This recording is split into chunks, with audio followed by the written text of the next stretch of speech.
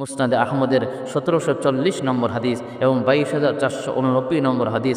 জাফর রাদিয়াল্লাহু তাআলা আনহু ইসলামের লক্ষ্য কী, ইসলামের উদ্দেশ্য কী, নবী কী নিয়ে পৃথিবীর বুকে এসেছেন, নবী কী কী বাস্তবায়ন করতে চান, এই মর্মে উনি ভাষণ দিলেন। উনি বাদশার সামনে দাঁড়িয়ে বললেন, আইয়ুহাল মালিকু, হে বাদশাহ, কুন্না কওমান আহলে জাহিলিয়াতিন, আমরা চরম বর্বর জাতি ছিলাম। না আবুদুল আসনামা, মূর্তির পূজা করতাম, না আতিল ফাওয়াহিশা, সব অপকর্ম করতাম, নাক্তাউল আরহামা, আত্মীয়তা সম্পর্ক আমরা বর্জন করতাম।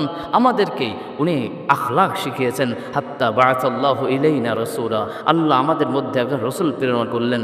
নাআরিফু নাসাবাহু ওয়া সিদকাহু ওয়া আমানাতাহু ওয়া আফাফাহু, এমন একজন রসুল আল্লাহ পাঠালেন, সেই রসুলের চরিত্র সম্পর্কে আমরা জানি। এমন একজন রসুল আমাদেরকে পাঠালেন, সেই রসুলের জীবন সম্পর্কে আমি জানি। আমারানা বিসিদকিল হাদিসি, উনি এসে আমাদেরকে সত্য বলার আদেশ দিয়েছেন। ও আদাইল আমানাতি, আমানত দেওয়ার আদেশ করেছেন। ওয়াসিলাতের রহিমি, একজন আত্মীয়তার সম্পর্ক রক্ষা করার আদেশ করেছেন। ওয়াল কাফি আনিল মাহারিমি, এবং হারাম কাজ থেকে নিষেধ করেছেন।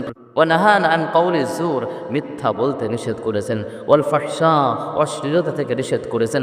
জাফর রাদিয়াল্লাহু তাআলা আনহুর এই ভাষণ শেষ হতে দেরি, তখন ওই জাফরের ভাষণ শুনে হাবশার বাদশাহ নাজাশি বলল, মুহাম্মাদুর রাসূলুল্লাহ, আল্লাহ তাআলার পক্ষ থেকে যে কোরআন এনেছে, যে বাণী এনেছে, এই কোরআনের এই বাণীর কোনো অংশ কি তোমাদের কাছে আছে কিনা? তখন জাফর রাদিয়াল্লাহু তাআলা আনহু সূরা মারইয়ামের কিছু অংশ তেলাওয়াত করলেন। তেলাওয়াত করা শেষ হলো, বাদশাহ এমন কান্না করলেন, হাত্তা আখদালা লিহিয়াতাহু, কানতে কানতে ওনার দাড়ি ভিজে গেল।